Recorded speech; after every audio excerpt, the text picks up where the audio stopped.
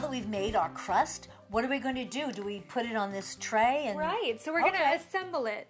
And I love to make little 4-inch rounds on this. We can take the crust here and just portion it out onto the tray and press it down. It is a little bit tricky at first. Yeah, because you want it, you have to press it together. You really do have to use your muscular structure to do this. So you get involved and get your hands a little bit dirty. So I like to just kind of press it around and make a flat round shape out of it. It doesn't have to be perfect either, Marie, because we're putting the apples on top.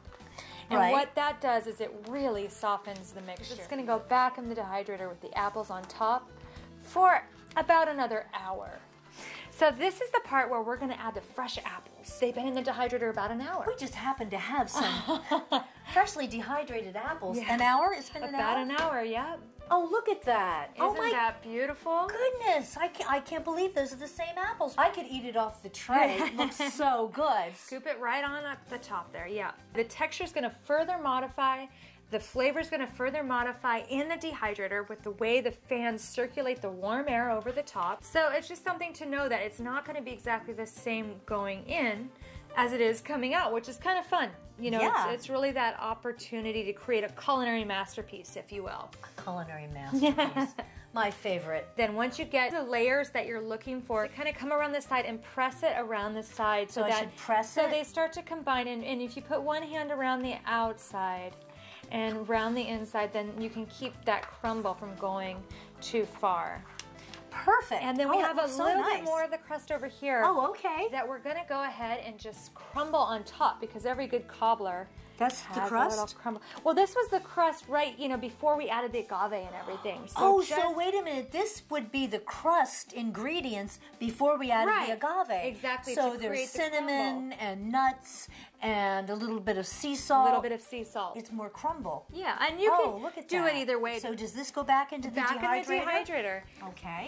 And this, it's really optimal about an hour once it's all combined like this. Okay. Jenny, this looks amazing. This is the apple cobbler we made in the Sedona Rawfood Dehydrator. I can't believe it. It looks like any other apple cobbler. It smells great. It's a little warm. The moment I've been waiting for. I want to taste it. Dig in, Marie.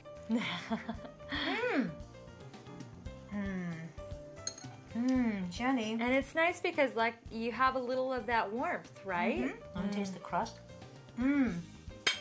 Everything you made today was so amazing. Oh, great. So good.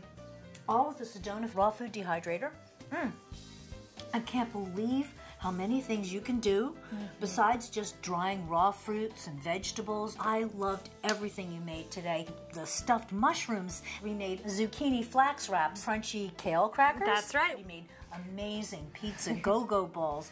Everything from appetizer to dessert. It was all wonderful, and you are quite the chef. You know, the thing about the dehydrator is it really opens up the culinary options for living in raw foods.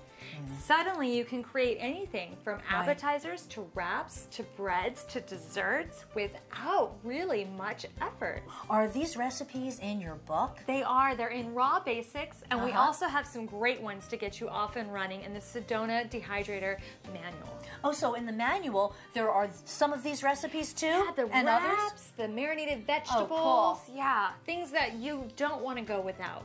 I'll tell you what I don't want to go without. I don't want to go without this dehydrator. I have one in my kitchen, and I'm going to be rolling it out to make these recipes that Jenny taught me today. Thank you so much, Jenny. What a pleasure. Oh, thank you, Marie.